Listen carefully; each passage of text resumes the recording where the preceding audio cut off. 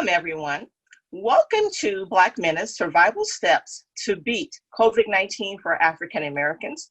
I am Nisi Edwards, the founding organizer of Fibro Patient Education and Support, and we are doing a multi-part digital series to address COVID-19 for our community. And on today's show, I have a very special guest. His name is Trey Triplette, and I want to share with you some information about Trey. Trey is a certified nutritionist. He started 3 Natural Bionutrition after receiving his nutritionist certification from San Francisco College under the guidance of Lisa Yamashiro, Masters of Education, registered dietitian. And as part of his training, he studied a myriad of nutritional aspects, including, but not limited to, clinical nutrition, food service, food science, and nutritional biochemistry. And while attending his certification, he took part in many nutritional research studies and projects. Additionally, he is certified as a National Diabetes Prevention Program lifestyle coach and diabetes self-management training coach through the American Association of Diabetes Educators. Also, he is a former Division I college athlete who played football for the Louisiana State University Tigers. Staying in shape is nothing new to Trey.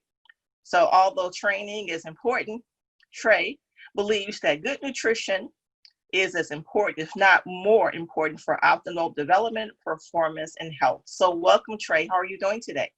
I'm good, thank you. I'm happy to be here. I'm doing great, so thank you.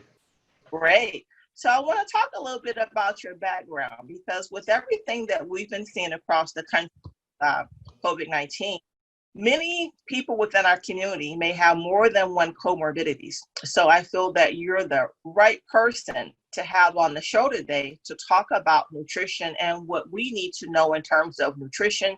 Maybe there's some supplements or other advice you can give us on how to properly take care of our bodies.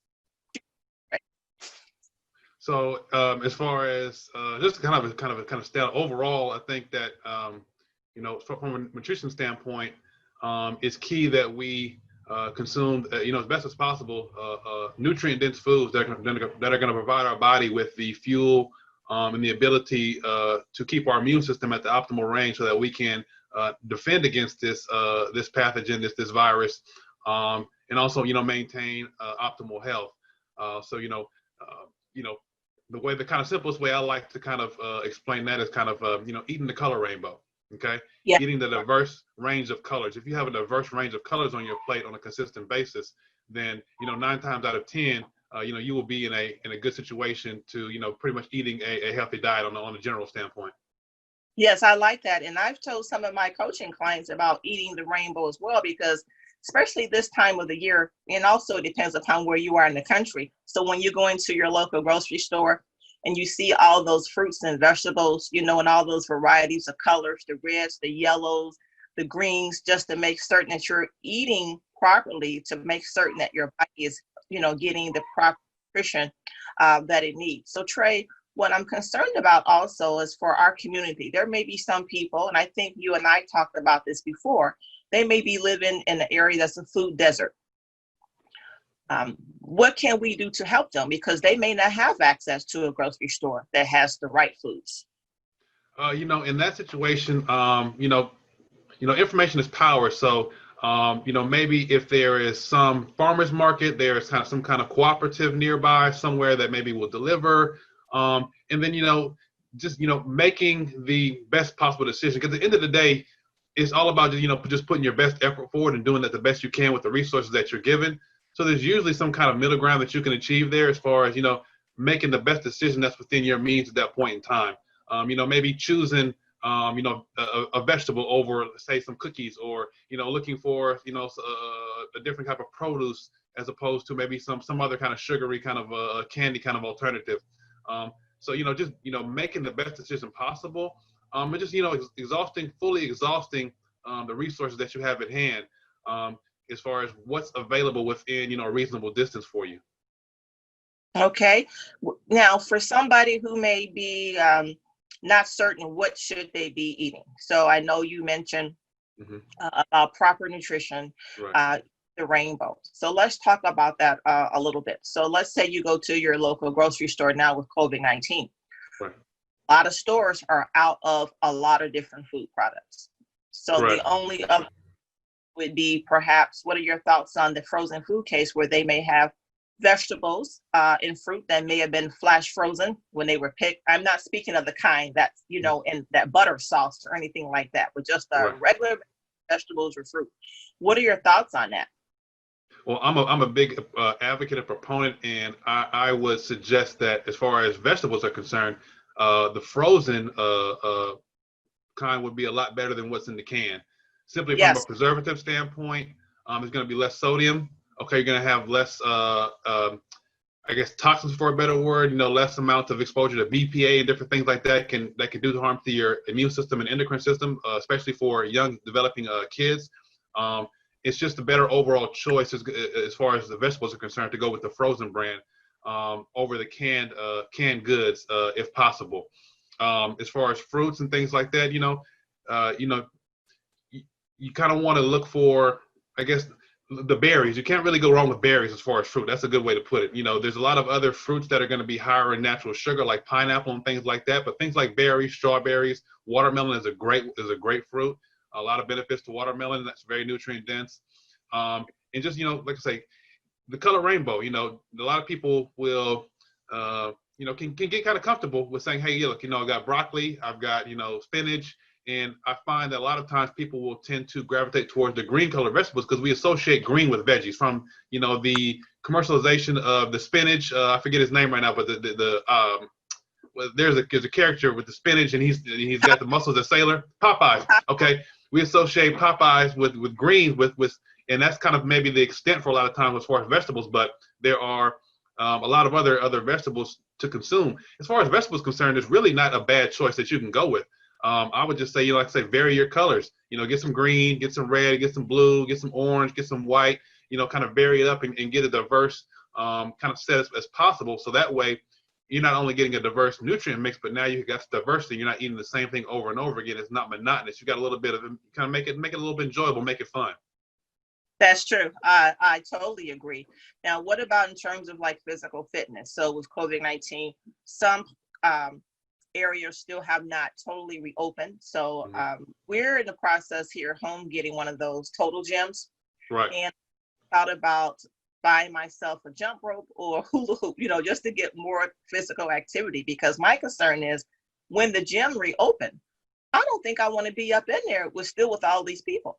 Yeah, I hear you. And one of the things that I've been kind of hearing in my circle is that, I don't go to 24-hour fitness, but to kind of single them out, what I'm hearing with 24-hour fitness, I've heard they've given notification to their customers that when they do reopen, you're going to have to make an appointment to go to the gym, which is, to me, kind of ridiculous. But, what I'm doing currently now is, I'm jump roping. That's pretty much the extent of what I'm doing. I'm eating clean and I'm jump roping. And, the reason I chose jump roping is not only good cardio, but it works your calves, your glutes, your thighs. You're working your arms. You're pretty much getting a total body workout. If you have access to, swimming. Swimming is another good thing as far as a total body workout. It's very low impact. If you have any type of inflammation or joint issues, there you can do swimming and kind of pool running and pool walking with ease, with no discomfort.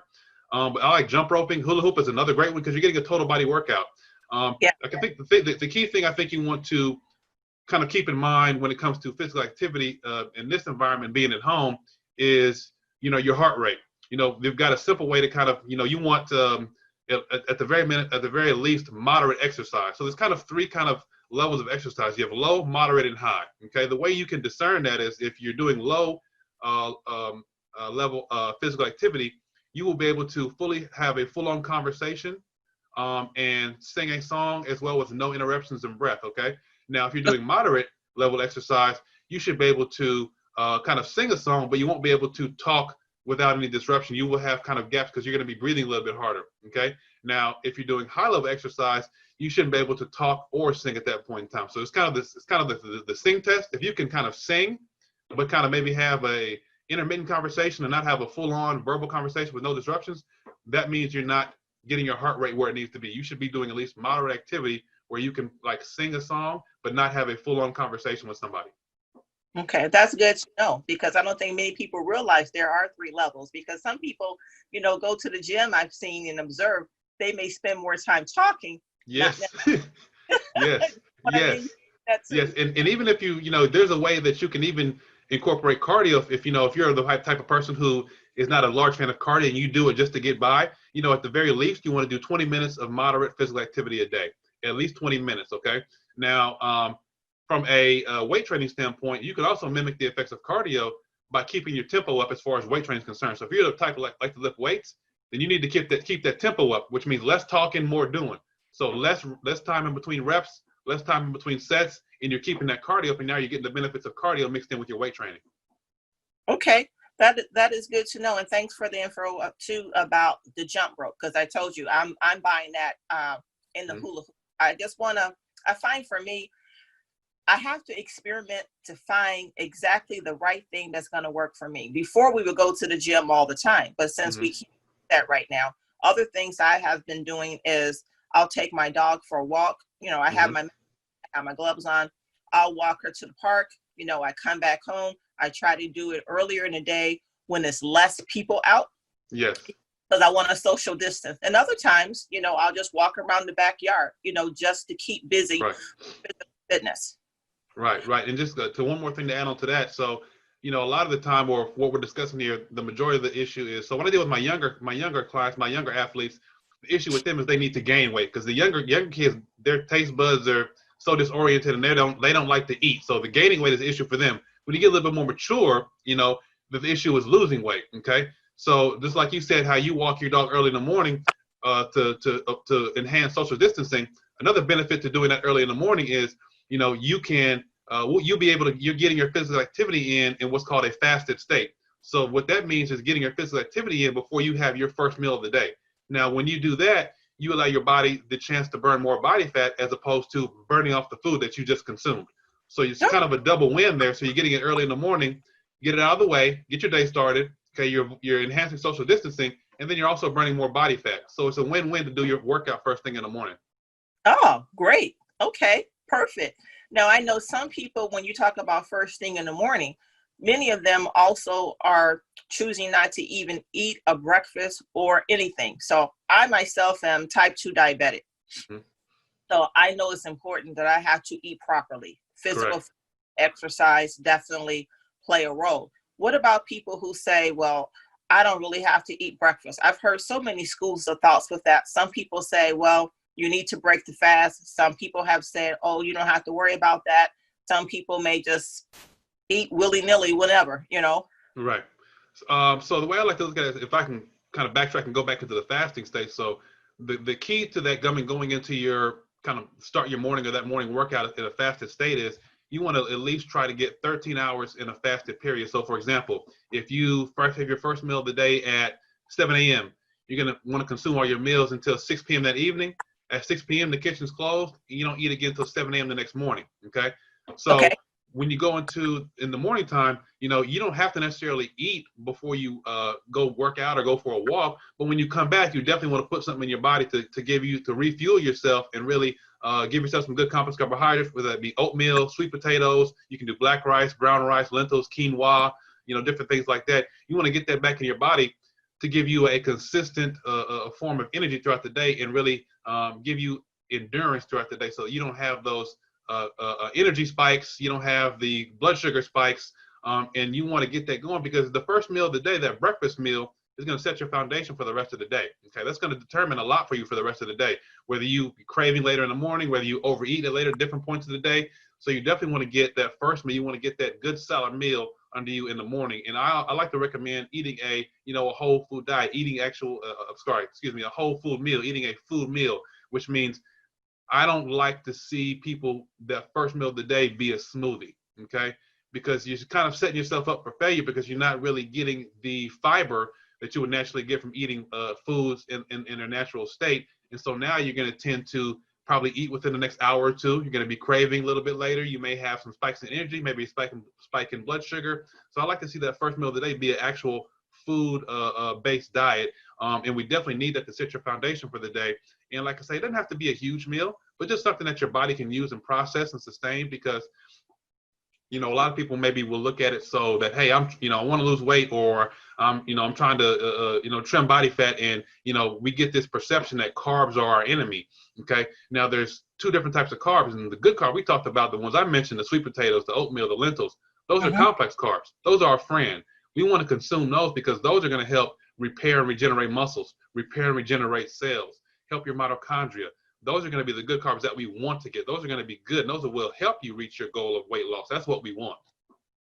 Okay, that is awesome. Now, what about right now, COVID-19? So what have you seen on your end? Because I know some people who have social distance because they've been exposed to it.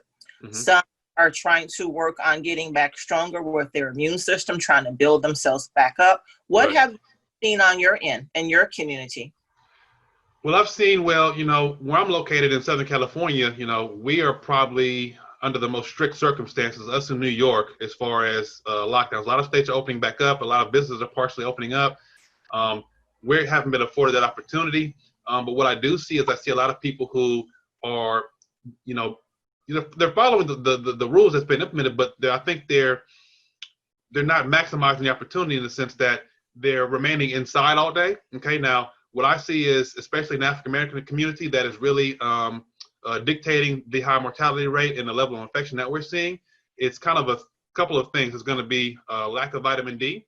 It's going to be elevated blood sugar, aka diabetes, and it's going to be obesity. Okay, those three things are a large percentage of people in our community that are being affected by this and are seeing the mortality rate increase.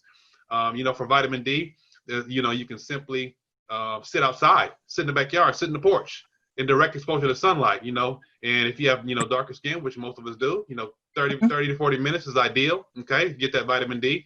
I would also suggest supplementation from a vitamin D standpoint, only to enhance your immune system. Okay, obesity, keeping our weight in check, and then, like we just talked about, keeping our blood sugar within range too by eating consistently throughout the day, eating complex carbohydrates, and staying hydrated. That's key too. Your body is majority water. We have to keep hydrated in order to keep from being dehydrated, in order to keep everything fluid and all the different things in our biochemistry operating optimally. But I think the biggest single thing I've seen is lack of vitamin D. Because to touch on that even more, you have a lot of us that can be lactose intolerant. Okay, we're not drinking milk. And in order to get that naturally, you're going to have to eat bags and bags of leafy greens, okay, or sit outside all day. And maybe that's not possible. So that's why I like to do maybe a little bit mixture of both, where you can actually sit outside for that 30 to 40 minutes and also take a good vitamin D supplement that will help you keep that immune system raised. Because like I said, the vitamin D, obesity, and diabetes are the three kind of prerequisites that are enabling this disease to affect us, a virus to affect us even more so. That is so true. And when it comes down to me, health is like wealth. You don't miss it. Yes. I remember years and years ago. So I was born and raised in Indiana, but I live in Illinois, relocated here after I got married. And I remember way back when my mother, my grandparents, vegetables, was always on the table. So they would garden. They would have mustard greens, turnip greens, dandelion greens, a variety of greens and vegetables. And I feel that sometimes in our community, we may have gotten away from that because in some communities, just like in some communities, there may be, let's say, a liquor store in the corner. Right. Likewise, in some communities, you got all these fast food places on the not to be complaining about what people eat, but my concern is I would just like to see our community take better care of themselves and to have access to what they need to maintain health. Yeah, a lot of it can be time constraints. It can be, employment situations where maybe you're working extended hours. We're in a situation right now, and it's very interesting, where you can go back and say maybe 30, 40 years ago, where if you didn't have the finances to eat, then that would put you in a position to not be able to eat healthy, in a sense that if you didn't have the money, then you couldn't eat nutritionally. Now that situation has reversed. It is now more cost effective to eat unhealthy, okay, than it is to eat healthy. Yeah. So it's cost less to eat unhealthy food than it does healthy food. And so that plays a part into it as well. And I'm totally aware of that.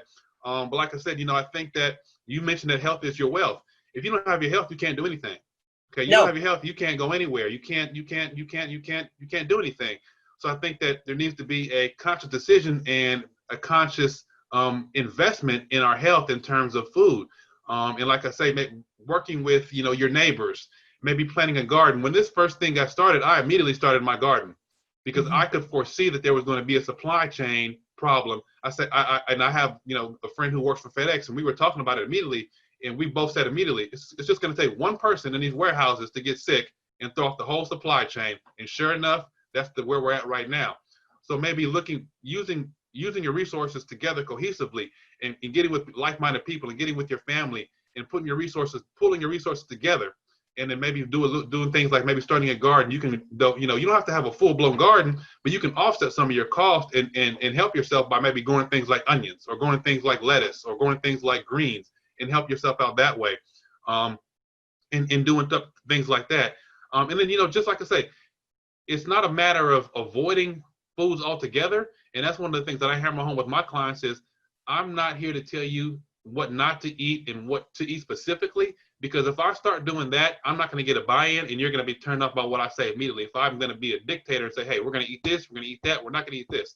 Okay, my whole philosophy is, okay, you don't have to avoid your favorite foods to be healthy. What we can do is modify those to be healthier. Okay, so you can make modifications to those foods to make them healthier. I like that. And plus the part about the gardening, you mentioned onions, lettuce, and greens. And for people who may not have a lot of space in their yard, they can buy those containers where you can garden. I've done that. I have a nice sized backyard, but also I plant some things in containers and it grows just fine. I've grown a lot of, for me, Trey, I like the herbs, the fresh basil, oregano, the mint, peppers, as you mentioned, green vegetables, green beans, and those take off pretty quickly. Tomatoes. Yes. It don't take to start a garden. And for people who may have more space, maybe they can team, like you said, maybe they can work in tandem with their neighbor. Some communities do have community gardening, but now due to COVID-19, I don't know if that's still going to be permitted because of all the people, in that space coming together to garden. But if you have space in your yard, maybe you can grow for somebody else. Yeah, you don't need much space. And like I say, just start with maybe one or two items and then just work your way up. And I also want to state this, and I don't want this to come out as critical or anything else like that, but I always bring it back home to, okay, when I hear that, it's expensive or it's hard to do, and I always bring it back to the iPhone. I say, well, you have an iPhone, don't you? So if you can afford an iPhone, you can afford to do this. Okay, iPhones cost well over $1,000.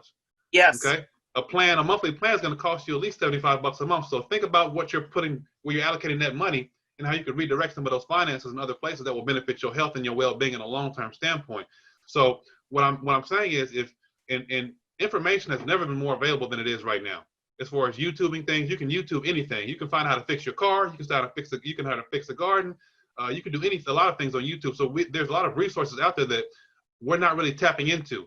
We can look for things on the internet as far as entertainment and pleasure, but we're only accessing really about 20% of the internet of what information is out there. If we can access that other 80%, then we have a lot of resources at our disposal.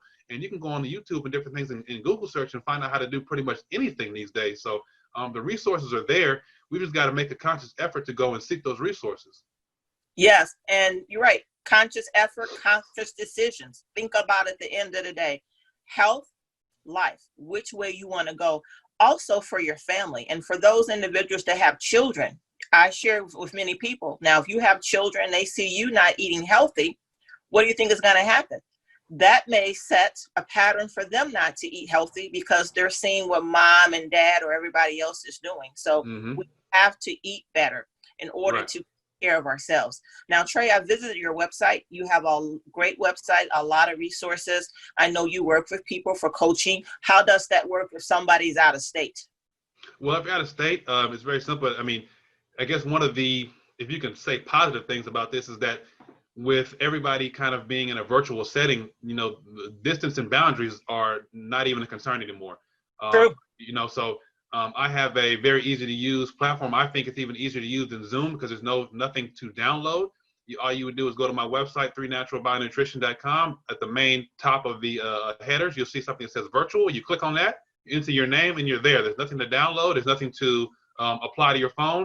It's seamless, and it's right there. And so, we can do one-on-one coaching sessions. We can do group sessions. I also have a mobile app for mobile connectivity that you can use right on your phone. That has plenty of resources. You can do the video chat from your phone. So, I've kind of made it to where it should be very convenient. It should be very accessible. So that's definitely an issue. And I'm doing that currently with clients from anywhere from Hawaii to Arizona to, you name it, across the country. And even when my clients travel, we can still maintain touch and do video sessions and connect via, the mobile app and things like that. So in my opinion, I think that's one of the, if you can say, bright sides to this whole thing, is that it's forced people to embrace technology like they've never have before. And now we're can be in touch as we always have, but I think it's becoming more prevalent to where people can now really be in touch, no matter where you are. Distance is not a factor anymore. That's true. And also on your website, you had a page of resources. I know that also down to supplements, because I shared with you, I saw a lot of things that I need to invest in for me and my family, plan to do so. Right. So yes, I have a full range of supplements. They're all going to be natural, at the very least, non-GMO. Some are organic when possible. They're going to be herbal based. Okay. They're all been vetted. I've checked every single one of them, from the ingredient list to the manufacturing process. If that supplement is listed on the website, you can assure that it has been verified and vetted, and it is of the highest quality. And I always maintain a balance between quality and price point. Now, I never skim on the quality, but if I can find a comparable quality at a lower price point that'll make it more convenient and accessible for everybody, then I will definitely highlight that specific brand. So there's everything from, vitamin D supplements to, organ health, to cholesterol, to blood sugar regulation, antioxidants, superfoods, iron, you name it, hormonal health, you name it, it's on there. B vitamins, I've got everything on there. Awesome. Well, that can help our community and beyond. Yes. So, Trey, you have the last word. What else would you like to share with our community? Also, I would like everyone to know how to go about finding you online. If you can tell us, what is your website address, your URL? My website is the number 3 and then 3naturalbionutrition.com. The resources tab will probably be maybe a good place to start and be the most beneficial, because it probably has everything that's on that website right there in that one place. You can kind of navigate and find out what best suits your needs. But like I say, I would like to just kind of reiterate that, your health and sometimes people can look at it as there is a cost barrier or it's a cost. No, your health is an investment in your future. It's an investment in your well-being. And I always kind of, sum it up like this. You can pay a little bit now, or you can pay a lot later. So you can pay a little bit now in higher quality supplements, maybe a little bit higher quality foods, or you can pay a lot later in terms of your time, your well-being, and going to the doctor, taking prescription medications, having different treatments that you have to implement and take. So you have to look at that as far as, do you want to pay a little bit now, or do you want to pay a little bit later? The best defense to me is a great offense, and the best offense is going to be prevention. So maintaining that good health, maintaining a healthy immune system, maintaining, making sure you're consuming nutrient-dense foods. And all of those things don't have to be complicated. It doesn't have to be a chore. And like we just said, the color wheel, the rainbow of colors. And if I had to pick one supplement that I could advocate for our community, it would be vitamin D by far. In my research, they've done studies, they found that 95% of African Americans are vitamin D deficient, don't even know it. Okay. So if we can enhance that vitamin D, we can go a long way in supporting our health and being on the attack of this thing and being on the offensive and prevention, and so that we are not as afflicted by this virus as we currently are, and that we can actually reduce those numbers and really defend against the virus. Those are very excellent points. And I made note of the one thing you said that was very powerful. Everything was powerful, but what you said that really drilled it home for me was cost is an investment in your future. Because if you don't have health, you can't take care of you. You can't take care of anybody else. Right. That's correct. And when you mentioned vitamin D, about a lot of people in our community not even being aware of it, that's absolutely correct, especially if you're someone who hasn't seen your primary care doctor in a long time, or maybe you don't even have one, you know. So for everyone that is not aware of where you stand, get that tested. Or if you do know that, hey, I need vitamin D, I want you to check out Trey's website. He has a lot of resources there that can help you, your family, and your friends. So please check it out. And Trey, anything else you would like to add? No, no. I mean, I've been a pleasure here, and I hope that I've kind of provided some useful information and given people some more, I guess, ammunition to kind of fight the battle against this virus. I also would, recommend that if you've never had a biometric screening done, which is a test that measures like your vitamin D levels, your glucose levels, your hormonal levels, your testosterone, your liver function, your white blood cell count, I'll recommend, if you've never had that done before, you should at least do it one time to create a baseline and then see where you are. That information is very, very powerful. It comes in very, very handy. It's very, very good, and essentially it eliminates all the guesswork out of your health. Okay, it tells you exactly where you should be. And to kind of make one more point on that, one of the good things, or one of the kind of advantages I see, a prime advantage in working with me on that aspect, when you get that blood data back from your primary care, your physician, your medical provider, they will always give you your data back, and they will compare that to normal reference ranges, standardized reference ranges, okay? Which for a lot of time is very, very broad. It's not precise. It's not tailored to you, okay? Now, if somebody like myself who is athletic, something like the BMI index, if I was to use the BMI index, it'll tell me that I'm overweight, okay? So a lot of these things are not tailored for us, okay? They're not tailored for us, okay? So getting that blood work done is the first key, but then one of the things that I do, I have a platform that I can use that will take those normal reference ranges, which will be kind of very, very broad, and it will narrow those down precisely based on your individual characteristics, your supplementation, your eating habits, your physical activity, so that now we can get a precise indication of what that data means to you, not say for anybody between the age of 30 and 40 or anybody who is over 30. That's what they give you. And a lot of times those numbers can be kind of out of whack, or not, like I say, not personalized to you. And so maybe you'll see something that'll catch your alarm, but then once you really dig into it, and then you can bring it to me, we can confirm whether that's really accurate or not, okay? But I think the first step is getting that blood data done, and then we can go through that process of going through that and really creating your tailored, what's called your biomarker zones, okay? So we can tailor that specifically to you, and that'll tell us exactly where your biomarker should be for you. I'm so glad you mentioned about the biometrics, because that's critical. And it was even more critical is having someone like you in our community that we can go to, that we can talk to, because no one else that I know of is talking about this. Because you're right, it's not geared towards us. It goes by, your weight, your height.